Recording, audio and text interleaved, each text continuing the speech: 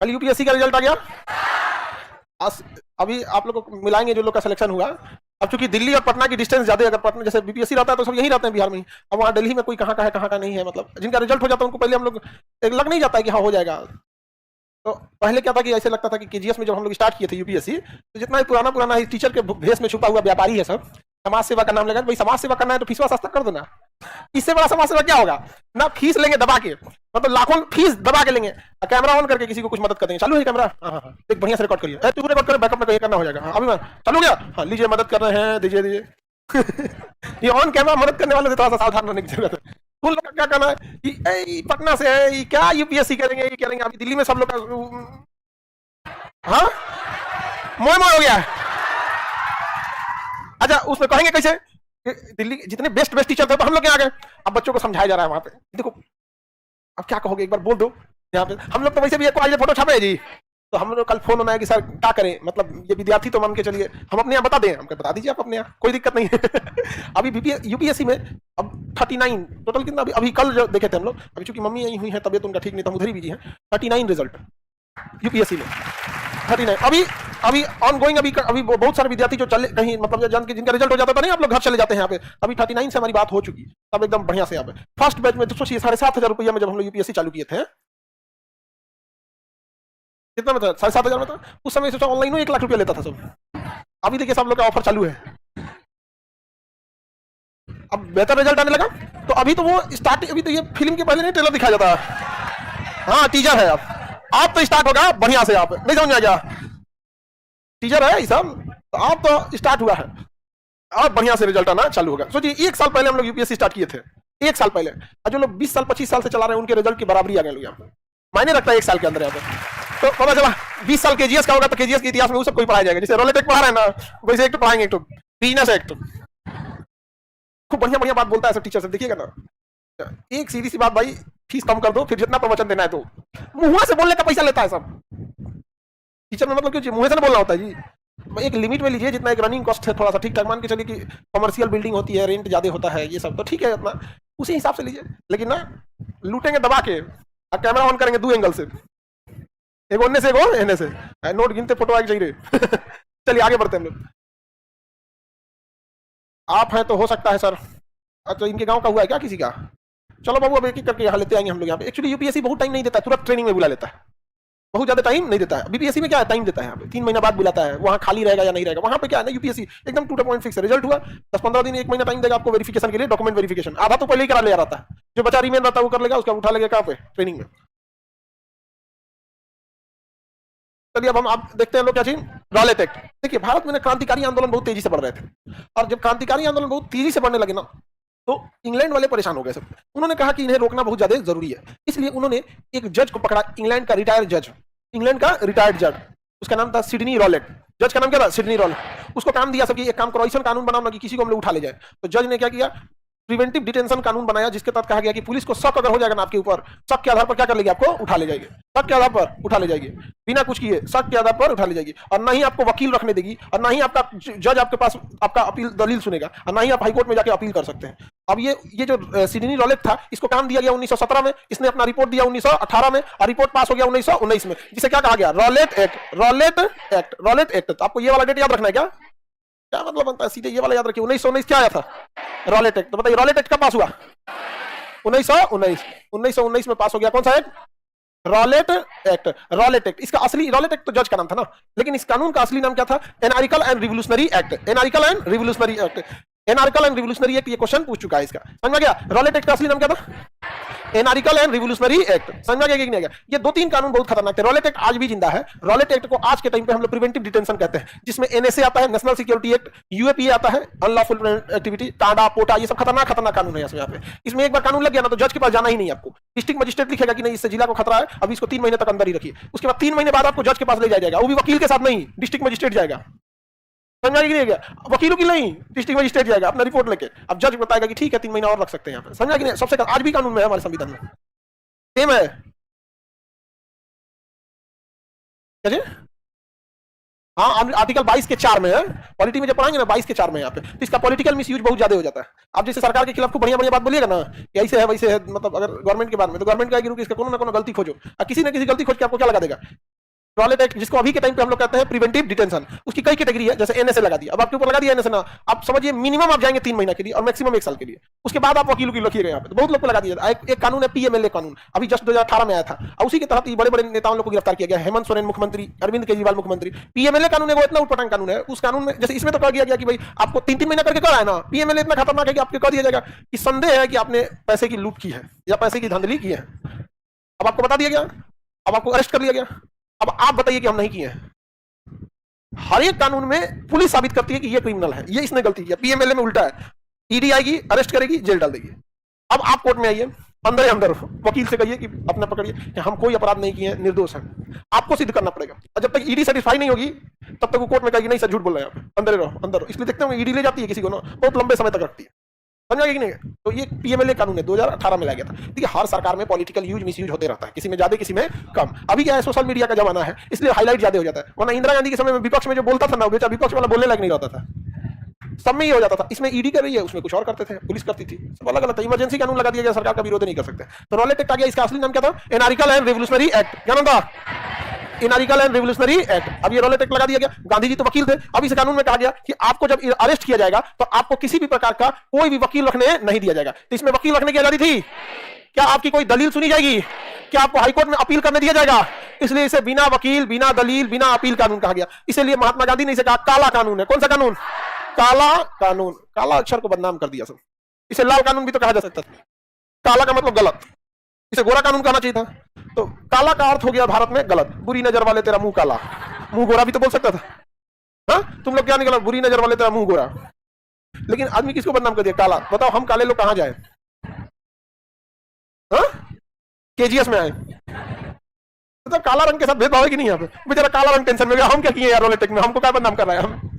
तो काला कानून कहा गया। महात्मा गांधी तो खुद वकील थे, अब बड़े वकील थे, उन्होंने कहा ये तो सीधे सीधे क्या है, गलत है। तो महात्मा गांधी इसके लिए सत्याग्रह करने कहां पहुंच गए, पंजाब पहुंच गए। कहां पहुंच गए, पंजाब, क्योंकि वहां से क्रांतिकारी आंदोलन बहुत तेजी से फैल रहा था। उस समय जो भी आंदोलन चल रहे थे, उस समय खिलाफत आंदोलन की बात चल रही थी। तो महात्मा गांधी खिलाफत आंदोलन कर रहे मुसलमानों से भी इस बात को कहा कि रॉलेट एक्ट बहुत खराब है। बहुत सारी चीज जो भी उस समय चल रहा था महात्मा गांधी, और महात्मा गांधी उससे पहले भारत में जो भी आंदोलन किए थे वो छोटा छोटा आंदोलन किए थे। कैसा छोटा छोटा आंदोलन किए थे। जैसे छोटा छोटा आंदोलन में क्या हो गया, जैसे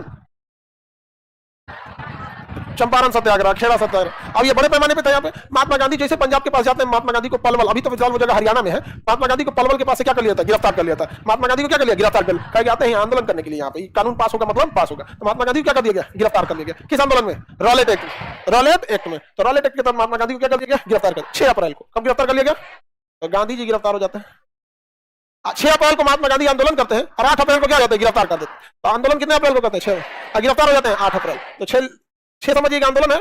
8 अप्रैल को क्या होगा, 8 अप्रैल को महात्मा गांधी जी क्या हो गए, गांधी जी अरेस्ट हो जाते हैं। गांधी जी को क्या कर लेता है, अरेस्ट कर लेता है महात्मा गांधी को। पलवल अभी जगह कहां पे, हरियाणा। महात्मा गांधी को गिरफ्तार कर लिया। अब महात्मा गांधी इतने बड़े नेता, इनको तो गिरफ्तार कर लिया। वहां एक और नेता थे जिनका नाम था श्रद्धानंद, शाहजानंद नहीं, श्रद्धानंद। श्रद्धानंद एक नेता थे, उनका नाम था श्रद्धानंद। उन्होंने एक आंदोलन किया कि टैक्स मत दो, नो टैक्स, नो टैक्स। किसने चालू किया, श्रद्धानंद। किसने चालू किया, श्रद्धानंद। कहा कि जब रॉलेट एक्ट लगा दिया ना, टैक्स मत दो, क्या मत दो, टैक्स मत दो। अब अंग्रेज सबको टैक्स कैसे नहीं दीजिएगा, उठा ले जाएंगे सब पूरी तरह से यहाँ पे। तो इन्होंने क्या किया कि हम टैक्स नहीं देंगे। तो नो टैक्स किसने चालू किया, कहेगा नो टैक्स विदाउट रिप्रेजेंटेटिव। किसका नारा था, अमेरिकियों का नारा था, जॉर्ज वाशिंगटन के समय में। समझा गया, ये केवल नो टैक्स है। अमेरिका वालों का कहना था कि हम टैक्स तभी देंगे ना जब तुम इंग्लैंड की संसद में हम लोग को भी रखो। अमेरिका भी पहले किसका गुलाम था, ब्रिटेन का। उसने कहा कि हम टैक्स देंगे, लेकिन तब तक टैक्स नहीं देंगे जब तक तुम हमें संसद भवन में अपना जगह नहीं देते हो। तो भारत वाले भी इसको कहना चाहिए कि हम टैक्स देंगे, लेकिन इंग्लैंड के पार्लियामेंट में हम भी बैठेंगे। इसलिए जब संविधान बना ना, तो उसमें स्पष्ट लिखा गया है कि जब तक लोकसभा पारित न कर देती है किसी टैक्स को, आप टैक्स लागू नहीं कर सकते हैं। समझ रहा है कि नहीं। इसलिए जब लोकसभा में हमारे ही लोग बैठे रहते हैं, हम ही तो चुन के भेजे होते हैं। आप सब लोग, अभी इलेक्शन का टाइम आ गया है, अभी चुनाव आ गया, तो आप देखिएगा सारे नेता कहेंगे लोग कि हम ये काम करेंगे, वो काम करेंगे। एक्चुअल में आप वो काम कैसे कीजिएगा। जैसे अगर हम कह देते हैं, सपोज कीजिए कि बाढ़ खत्म करेंगे, भाई मेरे पास कोई मंत्र तो है नहीं, ऐसे फूंक देंगे बाढ़ खत्म, ऐसा तो नहीं है। आप कोई ना कोई आइडिया होगा, आप वो आइडिया अभी बता दीजिए। आप आइडिया अभी बता सकते हैं कि नहीं, बता दीजिए। तो आइडिया है नहीं यहाँ पे, केवल क्या करना है, फूंक देना है। यहाँ पे आइडिया नाम की कोई चीज नहीं है। लोग खुश हो जाते हैं यहाँ पर। ऐसा क्या मिल जाएगा आपके पास, विधायक बनने के बाद, सांसद बनने के बाद, प्रधानमंत्री, मुख्यमंत्री, जो भी काम करेंगे आइडियाज पे कीजिएगा। वो आइडिया अभी बता दीजिए, वही सरकार कर दे। और जब वो आपके आइडिया को न फॉलो करे तब आप बताइए। अभी चुनाव आया है, आप लोग सुनिए, लोग खूब अच्छा बात, बहुत अच्छा बात बोलता होगा।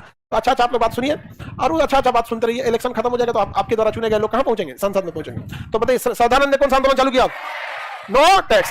श्रद्धानंद ने नो टैक्स। अब महात्मा गांधी, ये सब बात चल ही रहा था कि पंजाब में 2 प्रमुख नेता थे, डॉक्टर सैफुद्दीन किचलू और डॉक्टर सत्यपाल। सैफुद्दीन किचलू और सत्यपाल। सैफुद्दीन किचलू, सैफुद्दीन किचलू, सैफुद्दीन किचलू और डॉक्टर सत्यपाल, डॉक्टर सत्यपाल, ये दोनों पंजाब के बहुत प्रमुख नेता थे, पंजाब के बहुत प्रमुख नेता थे। इन लोगों को गिरफ्तार कर लिया सब। किस कैट के तहत? Rowlatt act. कुछ किए भी नहीं थे ये लोग, लेकिन इन लोग थोड़ा बुद्धिमान थे, लोग पढ़े लिखे लोग थे, इनकी बातों को लोग सुनते थे और बातों को बहुत बेहतर ढंग से बताते थे कि कैसे क्या होगा, मतलब सरकार का विरोध करना है। समझ पढ़ा लिखा इंसान सरकार का विरोध करने का तरीका अलग होता है। जैसे आप जाके सरकार से लड़ जाइएगा, काला झंडा दिखा दीजिएगा, नहीं समझ में आया सरकार से, लेकिन विरोध करने के बहुत सारे तरीके होते हैं यहाँ पे। अब जैसे आप कहेंगे हमारे यहाँ हॉस्पिटल नहीं है, हाँ हमारे नेता हम लोग को बीमारी होने से मना किया है, नहीं समझ, हमारे नेता की कोई बुराई नहीं करेगा, हम लोग को मना किया बीमारी नहीं होना है हम लोग को। पढ़ा लिखा आदमी बड़ी गहरा चोट करता है, उन्हें तो कंफ्यूज हो जाएगा साथ है कि खिलाफ है, समझा कि नहीं? ये लोग पढ़े लिखे लोग थे, खतरनाक एकदम चोट करते थे एकदम, समझा कि नहीं गया? अभी देखिए गवर्नमेंट के पास हर चीज का तोड़ होता है, रोजगार मांगेगा तो कहेगा जनसंख्या दिक्कत है, कोई बात नहीं, एक परिवार में एक को दे दीजिए। हम आपसे पूरे भारत की जनसंख्या थोड़ी मांगे, एक परिवार में एक नौकरी दे दो यार, कि अब एक को लेकर ना हो क्योंकि तो हर नेताओं के पास आपकी हर मांग का तोड़ है। लेकिन अगर आप पढ़े लिखे हैं ना तो उसका एंटीबॉडी एंटीडॉट लेके घूम रहे हैं, उसका भी वैक्सीन भारत में हर आदमी कर रहा है। 140 करोड़ लोगों को नौकरी कहां से देंगे रे बैल? 140 करोड़ में हमारे बाबा दादा जैसे बूढ़ आदमी भी शामिल है। कहा जोड़ रहा है 140 करोड़ जनसंख्या को? समझ आ रहा है कि नहीं आ रहा? क्या हमारे आपके पिताजी नौकरी मांगने जा रहे हैं? क्या बूढ़े बाबा दादा नाना नानी मांगने जा रहे हैं नौकरी? कह रहे 140 करोड़ 140 करोड़ को नौकरी चाहिए? नहीं, 1 करोड़। 140 करोड़ में हर साल कितना? 1 करोड़। तो जनसंख्या ज्यादा है, मत दो भैया, परिवार में एक परिवार एक सरकारी नौकरी, बाकी प्राइवेट।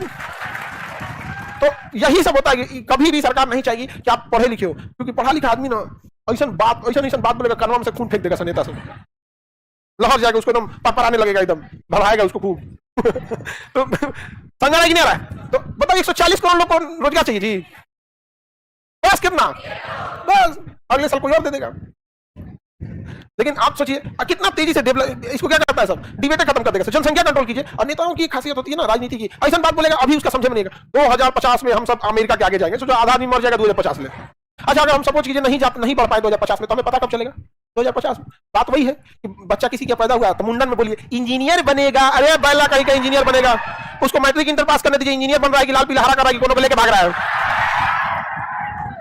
बबुआ इंजीनियर बनेंगे, डॉक्टर बनेंगे, आईएएस बनेंगे, सब तो यही बोलता है।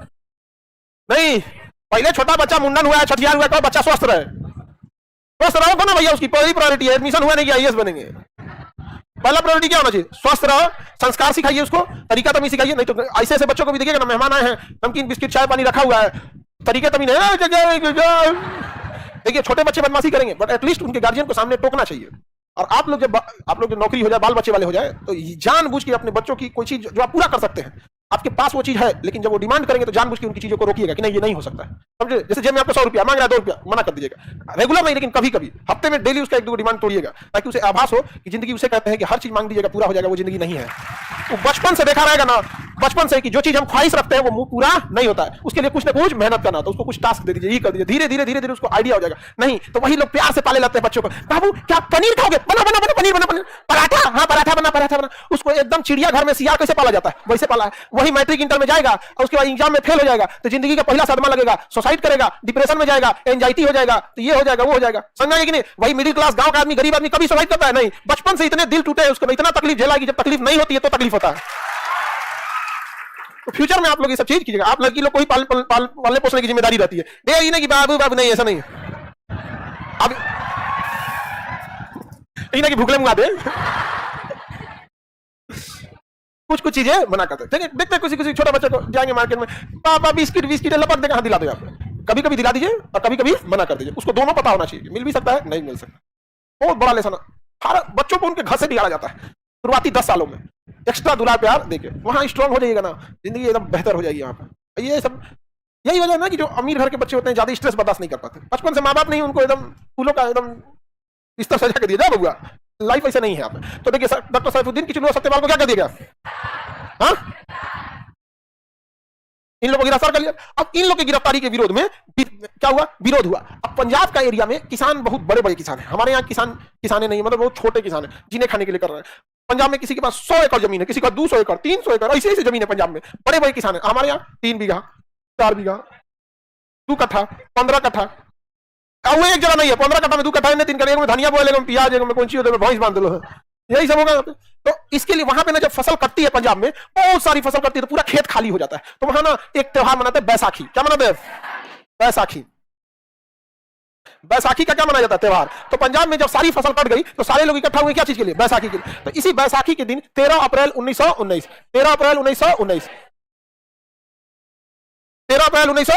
अमृतसर में एक जगह था, जैसे पटना में गांधी मैदान है, अगर इकट्ठा होना है तो कहां जाइए? गांधी मैदान। तो वैसे ही अमृतसर में एक जगह था जलियांवाला बाग। कहां पे था? अमृतसर। जगह का नाम जलियांवाला बाग। कहां पे था ये? अमृतसर। तो डॉक्टर सैफुद्दीन किचलू और सत्यपाल की गिरफ्तारी के खिलाफ बैसाखी के दिन में किसान फ्री हो जाते हैं, क्योंकि गेहूं कट गई रहती है और धान की फसल होती है जुलाई में। तो 3 महीने बीच में ना जो गैप होता है, तो उसमें ऐसी नॉर्मल फसल बोई जाती है, खीरा, ककड़ी, ये सब, जिसमें ज्यादा मेहनत का काम नहीं है। धान गेहूं में, धान में तो नौटंकी होकर रह जाता है, बड़ी झमेला है। उसको 2 बार बोना पड़ता है, रोपाई होता है, उसको पानी उसमें प्रॉपर। तो गेहूं थोड़ा नौटंकी कम करता है, बस पानी उन्हीं ना बरसे तब यहाँ पे। तो यहाँ सारे किसान भी फ्री हो गए थे। और अमृतसर में जो जलियांवाला बाग जगह है, वहां इकट्ठा हुए थे किसके विरोध में?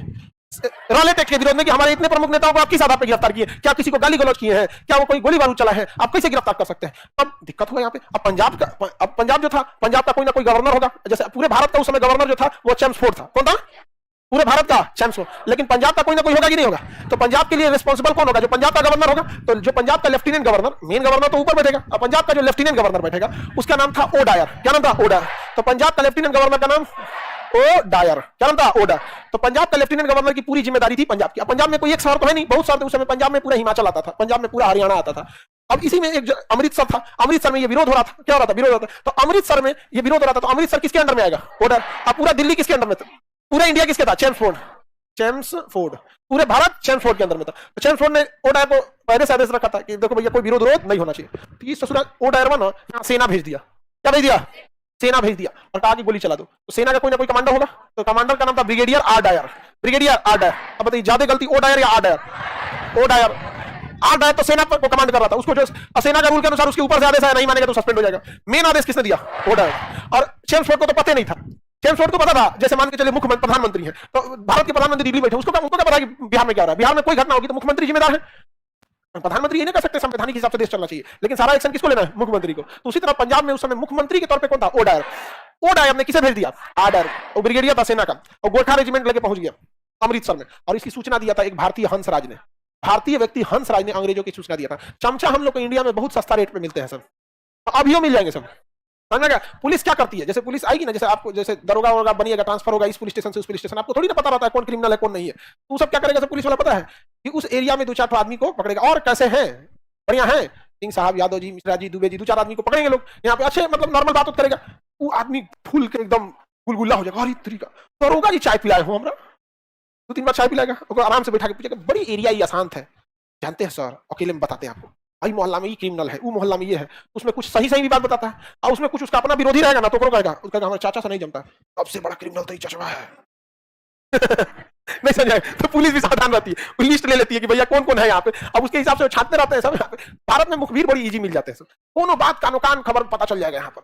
समझा कि नहीं गया? तो इसने सूचना दे दिया, हंसराज ने सूचना दिया, और हंसराज की सूचना के आधार पर ओडायर ने किसे भेज दिया? आर्डर। और आर्डर चोट्टा पहुंचते जलियांवाला बाग में, चारों ओर से गेट बंद था, उसका एक ही दरवाजा था, वहीं खड़ा होकर गोली चलवा दिया। पूछो नहीं किया काहे क्या कर रहे हो, आते क्या किया? गोली चला दिया। अंग्रेजों ने कहा कि लगभग 350 लोगों की हत्या हुई है यहाँ पे, जबकि असल रिपोर्ट उससे कहीं ज्यादा थी। सीधे गोली चलाया, और उसमें बूढ़े लोग, महिलाएं, छोटे बच्चे सब मरे थे। बीच में एक कुआं था पानी पीने वाला, जान बचाने के लिए लोग कुआं में कूदे, तो 200-300 लोग कुआं में कूद गए, दब दब के मर गए यहाँ पे। उसको कहा कि 400 लोगों को हम क्या काउंट करेंगे, इनमें एक को गोली लगा है, कुआं भर गया था लास्ट से, और गोली चली, धाधा लोग कह रहे कूदो, उसके बाद देखा जाएगा। तो कहा इसको हम कह रही 400 जो लोग मरे हैं लोग कुआं में, इनको हम कहे मारेंगे, इनको हम नहीं मारेंगे। 200-300 आदमी दबा के मर गया, तो कहा हमको उससे क्या मतलब है, 200-300 आदमी मर गया दबा के, वो तो इंडियन दाब के मुआ दिया उसको। चलिए, पूरे भारत में भयंकर विरोध हुआ। रविन्द्रनाथ टैगोर को इन लोगों ने नाइट की उपाधि दे रखा था, सर की उपाधि। कौन सी उपाधि? सर की। उन्होंने कहा में जो 74 उपाधि यहाँ पर नहीं समझ में आएगा, उपाधि क्या कर देते हैं? लौटा देते हैं। अब मान के चलिए आप लोग अपने किसी चीज की मांग के लिए गए कि हमें नौकरी चाहिए, या फिर एग्जाम अच्छा से होना चाहिए, या अभी सबसे बड़ी समस्या पेपर लीक की समस्या हर डिपार्टमेंट में, मतलब केवल बिहार नहीं बाबू, मतलब यूपी, बिहार, झारखंड, राजस्थान सब तबाह है इस सब चीज से। यहाँ पे जहां तैयारी हो रही है चीजों को, तो एक होता है कि केवल बिहार की समस्या बन के रहती, तब समझ आता है। आप कह देंगे कि मान के चलिए यहाँ पे लीक हो रही है, उत्तर प्रदेश सरकार, सोचिए वहां तो पता डरे गाड़ी उड़ी कब करने पलट जाए किसी को नहीं पता। वहां पेपर यूपी पुलिस का लीक होता है, आरओ का होता है, इतने बड़े बड़े एग्जाम का पेपर लीक हो जाता है। तो आप पेपर लीक के लिए अगर आप विरोध कीजिए गांधी मैदान में, पुलिस बल प्रयोग करे, समझ में आता है कि पुलिस को लॉ एंड ऑर्डर मेंटेन करना है, ट्रैफिक को भी खुलवाना है, लाठी उठी चार्ज करे, थोड़ा समझ में आता है। गोली मार देगी पुलिस, और 300-400 लोग मर जाएंगे विद्यार्थी लोग, हम क्या बिहार केसरी की उपाधि रखेंगे? आप लोग को गोली चल जाएगा तो हम क्या करेंगे उपाधि रखे हो? आप इसका टेंशन नहीं लीजिए, हम है ना। अरे एक बार 2022 में की घटना है, जब पूरा भारत से 3.5 लाख बच्चों का रिजल्ट रोका गया था रेलवे में, भीषण कांड हो गया था सोचो में। वहां हम लोग पहुंचे, पूरा आराम से समझाएं, सब कुछ हुआ यहाँ पे। और विद्यार्थी लोग जो थे लोग यहाँ पे, आप लोग का याद होगा कि नहीं, आप लोग उस समय 2022 में बड़ी भयानक विद्यार्थियों के ऊपर केस हो गया था यहाँ पे। हाँ, मोबाइल पे आप लोग देखे होंगे, यहाँ पे बहुत लंबा केस हुआ था यहाँ पे, विद्यार्थी सबके लाठी उठी भी चार्ज हुआ था यहाँ पे, बहुत लंबा केस हो गया था वहाँ पे। खैर उस समय भी हम लोग विद्यार्थियों को छोड़े थे, केस कैसे हो जाता वहाँ पे। एक नेताजी हमसे कह रहे थे, खान सर हम आपके साथ हैं। हम कहेंगे हमको क्या समझे हैं, अपने से हम काम नहीं कर सकते हैं, हमको साथ की क्या जरूरत है, विद्यार्थी है सभी, सब अपना काम खुद कर लेता है सर, इनको किसी साथ की जरूरत नहीं है। और हम आप लोगों से भी कहते हैं, जिस दिन साथ लेने की जरूरत पड़ेगा घर लौट जाइएगा, जो काम कर सकते हैं अपने दम पे कीजिएगा, किसी का साथ लेने की जरूरत नहीं है, कोई साथ आपको फ्री में साथ देगा। हमसे कह रहे थे कि पहला गोली हम खाएंगे, हम कहें कि सरकार के पास एक गोली थोड़े है, उसी आ गया हमारे ऊपर, हमको चुनावी गोली दे रहे हैं। जैसे नेता गांव में कैसे बोलता पहला गोली हम खाएंगे, हम कहे दूसरा का, हमको देख रहे कैसे आदमी है, आप पहला आप खाएंगे आप सूझ जाएंगे, उसके बाद हमारा विद्यार्थी खाएगा सब। हाँ, चलने का मौका हमको बयान दीजिए, हम गोलियां नहीं चलने देंगे, मांगोगे हम, उसके बाद गुस्सा आ गया हमारे ऊपर, हमारे गुस्से लेके क्या मतलब है, हम उनके गुस्से से क्या, फूफा के गुस्से से क्या बारात चल जाएगा, गुस्सा लो उन्हें। हर बिहार में देखिएगा फूफा लोग गुस्सा जाता है लोग। सर पेपर लीक होने से रोकिए ना, आपको क्या लगता है बाबू, हम या दुनिया का कोई भी शिक्षक जो पढ़ा रहा है वो कभी चाहेगा कि पेपर लीक हो, लेकिन दिक्कत क्या होता है कि जब नाय को खेने वाला माझी अगर नाय डुबाने लगे ना तो उसको कोई नहीं बचा सकता। समझा कि नहीं, वो गाना है, मतलब माझी जब आग लगा नाव डुबाए उसे कौन बचाए, समझा कि नहीं आ गया। तो जब डिपार्टमेंट से ही पेपर लीक हो जाएगा तो उसको एक शिक्षक लोग क्या कर पाएंगे लोग, अब एडमिट कार्ड पे आंसर छप के निकल जाएगा, तो सोचने पे दिक्कत आ जाता है, इसको हम पेपर लीक कहे क्या इसको, आप उसको पेपर लीक तो कह नहीं सकते हैं, आंसर लीक, वो पेपर लीक नहीं था क्या, आंसर लीक, विचित्र हो गया। अब उसमें हम लोग क्या कहेंगे आप बताओ, समझ आ रहा है कि नहीं आ रहा है यहाँ पे। हाँ सब मतलब क्या बताया जाएगा। हरियाणा में भी पेपर लीक हो गया, बहुत परेशान, उत्तराखंड ने तो कानून पास कर दिया था इस पेपर लीक, बाद में तो सेंट्रल गवर्नमेंट ने भी कर दिया। तो जनरल ओ डायर ने क्या किया, गोली चलवाया, किसके थ्रू, आ डायर को काहे बीच में ला रहे हैं, अगर आ डायर को आप बीच में ला रहे हैं तो जितने सैनिकों ने गोली चलाया सबका नाम बोलिए। ओ डायर क्या था, आ डायर क्या था, सेना का जो गोली चला रहे थे उसका कमांडर था, तो जब आप उसका नाम ले रहे हो तो सबका नाम लीजिए। आदेश किसने बोला था, ओडार, क्योंकि पूरा पंजाब का लेफ्टिनेंट गवर्नर कौन था, ओडार, ओडार ने गोली चला दिया, यहाँ पे बहुत सारे लोग मरे। वायसराय जो भारत का था कौन था, चेम्सफोर्ड, तो वायसराय भारत अपने कार्यकारिणी मतलब अपनी एग्जीक्यूटिव काउंसिल जहां वो डिसीजन लेते थे वहां एक भारतीय को भी बैठाते थे सब, बिना मतलब का, क्या बैठे रहो यहाँ पे, तोरा कोनो काम नहीं है। शंकर नायर, क्या नाम था, शंकर, उन्होंने इस्तीफा दे दिया, मंत्रिमंडल में हम काम नहीं करेंगे, तुम लोग ऐसे तो कानून पास कर दिया, रोलेटेक बिना मतलब का, उसमें से तुम्हें जलियांवाला बाग हत्याकांड कर दिया। पूरे भारतीयों के प्रति मन में एकदम खतरनाक भावना आ गई थी और 1857 की क्रांति की तरफ दोबारा मूड हो रहा था भारतीयों का कि वो क्रांति कर दिया जाए। लेकिन महात्मा गांधी ने समझाया कि रे बकलोल, द्वितीय प्रथम विश्व युद्ध 1918 में खत्म हो चुका है, अब अंग्रेज फ्री हो गए हैं, अब तुम अगर करेगा ना तो तुम्हारे ऊपर धून के पड़ जाएंगे सब। जो अंग्रेज प्रथम विश्व युद्ध जीत गए होंगे सब, उनको क्या लगता है कि लाठी डंडा वाले हम लोग को नहीं बंदूक चला सकते थे। तो महात्मा गांधी ने कहा कि समझो, अगर ये प्रथम विश्व युद्ध चल रहा होता ना, हम कहते कि मारो, हम कहते कि मारो। अब महात्मा गांधी जब कुछ किए ना उस समय कोई ना कोई कांड हो रहा था। देखिएगा द्वितीय विश्व युद्ध जब चल रहा था ना तो उसी बीच 1942 आया था, द्वितीय विश्व युद्ध 1939 से 1945 तक था। महात्मा गांधी ने कहा कि देख एकदम भयानक स्थिति है, अभी कहोगे जो भारत छोड़ो। तो महात्मा गांधी बड़े पढ़े लिखे समझदार थे, उन्हें hit the iron when it is hot, जब लोहा गर्म हो तभी मारो। तो महात्मा गांधी, अब यहाँ पे बहुत भीषण बवाल हुआ। अब अंग्रेजों ने इसके लिए जांच के लिए एक आयोग बनाया, हंटर कमीशन। क्या बनाया, हंटर कमीशन। हंटर कमीशन को कहा गया कि आप जांच कीजिए। हंटर कमीशन में 5 को अंग्रेज को रखा गया, 3 को भारतीयों को रखा गया। कहा गया कि जांच कीजिए कि क्या बात है क्या नहीं। भारतीयों को अंग्रेजों ने पैसा दे दिया, ले इतना पैसा क्या करेगा यहाँ पे, तुम भी रिपोर्ट दे देगी जनरल ओ डायर ने कोई गलत नहीं किया था। तो उसने कहा कि जनरल ओ डायर ने कोई गलत नहीं किया था, भीड़ को कंट्रोल करने के लिए, लॉ एंड ऑर्डर मेंटेन करने के लिए जरूरी है यहाँ पर। और जनरल ओ डायर को कहां भेज दिया गया, इंग्लैंड भेज दिया गया। जब वहां उतरा तो उसके सम्मान में तलवार दिया गया और उसे लॉयन ऑफ ब्रिटेन कहा गया, ब्रिटेन का शेर, स्वॉर्ड ऑफ ऑनर, सम्मान का तलवार, स्वॉर्ड मतलब तलवार, ऑनर मतलब सम्मान, सम्मान में तलवार दिया गया, धन दौलत दिए गए उसको वहां पे। सोचिए इतना ज्यादा कमीने हैं सभी सब। इनका बस चलेगा ना, याद रखना, अंग्रेजों का बस चलेगा ना, जिस तरह चिकन मटन मार के खाते हैं सब ना, हम एशिया वालों को ही मार के खाएगा सब, पूछ के खाएगा सब हम लोग को। बस दिक्कत ये है ना कि ये व्यापारी हैं सब, इनको बेचने के लिए हम लोग दिखते हैं, समझा कि नहीं क्या। अब सोचिए इतना मारने के बाद उसको इज्जत दे रहा है, तलवार और सब दिया यहाँ पे। तब तक इधर मदन मोहन मालवीय के नेतृत्व में क्या किया गया, एक समिति गठन किया गया मदन मोहन मालवीय के नेतृत्व में। उन्होंने क्या कहा, उन्होंने इस चीज का क्या किया, विरोध किया। मदन मोहन मालवीय की जो नेतृत्व में समिति गठन, उन्होंने कहा कि जनरल डायर का डिसीजन एकदम गलत था, इतने बड़े पद पर होकर वो इतना जल्दबाजी में कोई डिसीजन नहीं लेना चाहिए यहाँ पे। तो मदन मोहन मालवीय समिति ने क्या किया, विरोध किया और हंटर कमीशन ने समर्थन कर दिया यहाँ पे। जनरल डायर कहां चला गया, ब्रिटेन। जनरल डायर को कहां बुला लिया गया, 21 साल के बाद, इस घटना के 21 साल बाद, अर्थात 1940 में, 1940 में उधम सिंह, सरदार उधम सिंह, जब यह घटना हुई थी तो सरदार उधम सिंह छोटे थे, सरदार उधम सिंह क्या थे? छोटे थे, लेकिन उन्होंने जब इसी को अपनी आंख से देखा था तो एकदम अंग्रेजों के लिए, जनरल ओ डायर के लिए एकदम दिमाग में जहर भरा था। 21 साल बाद 1940 में सरदार उधम सिंह कहां गए? लंदन में गए। लंदन जाने के बाद वहां हथियार खरीदे। हथियार खरीदने में पता किए कि जनरल ओ डायर कहां रहता है, तो उस समय तो बुढ़ा गया था जनरल ओ डायर। किसी को 21 साल बाद देखिएगा तो क्या पता चलेगा? उस समय तो कोई डिजिटल इंडिया भी नहीं था। आजकल ना है कि व्हाट्सएप पे डीपी देखते रहिए पता नहीं चलेगा। उस समय कौन सी था नहीं, तो पता करने गए जनरल ओ डायर कौन है, तो पता चला ये बुढ़वा है। तो बुढ़वा उस समय पार्टी कर रहा था, समझा कि नहीं? अंग्रेजों से पार्टी उठी करते रहता है, लकड़ी ले लेता है, पढ़ाते रहता है कुछ कुछ लेके, तू कौन सी ले लेता है लकड़ी, उसे हम लोग कुकुर बिलार बोलता है। 4 को कुकुर मारिए रोएगा, तो उसको कहता है मॉडर्न है। हम लोग क्या लेके भीख मांगता है और क्या पार्टी करता है नहीं जान जाएगा। तो वही जनरल डायर कर रहा था वहां पर, पूछा general Dyer, yes general O'Dwyer, yes O'Dwyer, Jallianwala Bagh incident, yes I was the lieutenant governor of Punjab at time of 1919, I ordered military to shoot. Welcome sir, welcome, आप ही के लिए किया है। धाए धाए धाए घर में घुस के मारा था, और पार्टी चल रही थी, वहां हजारों लोग थे, वहां सबके सामने मारा था यहाँ पर, समझा? बाकी अंग्रेज दौड़े सब, स्टॉप, यहाँ पे कोई आया तो आज उतरे, कोई नहीं आया। इंग्लैंड में घुस के और उसके घर में घुस के उधम सिंह ने क्या किया था? गोली मारा था। 21 साल बाद वहां समझा कि नहीं? बदला लिया कि नहीं लिया उन्होंने? ये होता है बदला लेना। उस समय 21 साल पहले छोट थे, उतना पावर नहीं था, या फिर उतना नहीं प्लानिंग थी, उतना हथियार नहीं था, लेकिन घुस के मारे कि नहीं मारे? जनरल ओ डायर मर गया। पकड़ के क्या किया गया? इनको जज के पास ले गया। जज के पास गए, जज ने पूछा क्यों मार दिए थे? तो कहा कि 21 साल पहले इसने निहत्थे लोगों को मारा था यहाँ पर। क्या कि उसमें तुम्हारा कोई रिश्तेदार था? जज ने बोला तुम्हारा कोई रिश्तेदार था? मेरा रिश्तेदार, हमारे देश के लोग उसमें शहीद हुए थे यहाँ पर। तुम्हारा क्या नाम था? तो उन्होंने कहा था मेरा नाम है राम मोहम्मद सिंह आजाद। उन्होंने नाम क्या बोला था? राम मोहम्मद सिंह आजाद। उधम सिंह ने बोला था, समझा कि नहीं गया? राम मोहम्मद सिंह आजाद। सारे जाति धर्म को एक में रख के बताया था, समझा कि नहीं गया? अंग्रेज सब एकदम दंग रह गए। बाद में अंग्रेजों ने फांसी की सजा सुना दिया उन लोग को। यहाँ पर अंग्रेज सब यही तो करते थे, सब यहाँ पर हमेशा यही करते रहते हैं। यहाँ पर अंग्रेज सब कोई नियम को फॉलो नहीं करेंगे। सब अंग्रेजों ने एक नियम बनाया कि आप किसी देश के राजदूत के ऊपर मुकदमा नहीं कर सकते। राजदूत मतलब एम्बेसडर, जैसे हमारे राजदूत इंग्लैंड में बैठे हैं, हर जगह बैठे, आप अरेस्ट नहीं कर सकते, मुकदमा नहीं कर सकते, उन्हें ट्रैवल करने से नहीं रोक सकते, उनकी सिक्योरिटी देंगे, उन पर हमला नहीं कर सकते। अगर हमला कर दिए तो पूरी दुनिया, मतलब यूएनओ उन पर प्रतिबंध लगाएगा। एक हफ्ता पहले इजराइल ने ईरान के राजदूत पर हमला कर दिया, उसके राजदूत दूतावास पर मिसाइल मार दिया, उसके सेना के कमांडर मर गए। एक को यूरोप का देश बोला कि गलत किया, अब बदले में जब ईरान मारा तो ईरान ने गलत कर दिया, ईरान ने पानी वाला जहाज पकड़ लिया। समझ में? ये करेंगे कुछ भी, समझ में नहीं? अब भारत से कह रहे हैं सब कि भारत आप ईरान के विरोध में जाइए, तो भारत ने कहा ईरान के विरोध में तेल तुम्हारे अब्बा देंगे। अरे भैया हमको क्या जरूरत है? हमारे विरोध में तुम जाओ, हम आज तुम्हारे साथ खड़े हो जाएंगे। अमेरिका से हथियार वापस ले लो, हमारे ऊपर जो भी हथियार चलाता है अमेरिका ना, पाकिस्तान को अमेरिका दिया हुआ है, तो तुम भर भर के हमारे दुश्मनों को हथियार दो। अमेरिका, पाकिस्तान की एयरफोर्स का रीढ़ कहा जाता है F-16 जहाज, F-16 जहाज पाकिस्तानी एयरफोर्स का रीढ़ है, और किसका है? अमेरिका का है। अगर आज हम लोग अपना तेजस जहाज ईरान को दे दे, अभी करा के पहुंच जाएगा, कहा दे दिया ईरान को दे दिया, समझे? तुम दो तो कोई दिक्कत नहीं, हमको क्या दिक्कत है भैया? हम काय को बोलने जाए? ईरान जिंदा रहेगा, हम लोग को पेट्रोल मिलते रहेगा। तो अपने 100 रुपया पहुंचा ले, 150 पहुंच जाएगा। अरे रूस से ले आने में बहुत है ना, दूर है जी रूस, वो 40 दिन तो आने में लगता है। ईरान बगले में है, तो ऐसे बुला लेता आदमी मुंबई से, चल दिया हो, नहीं बुला लेता, बगले में रहता है।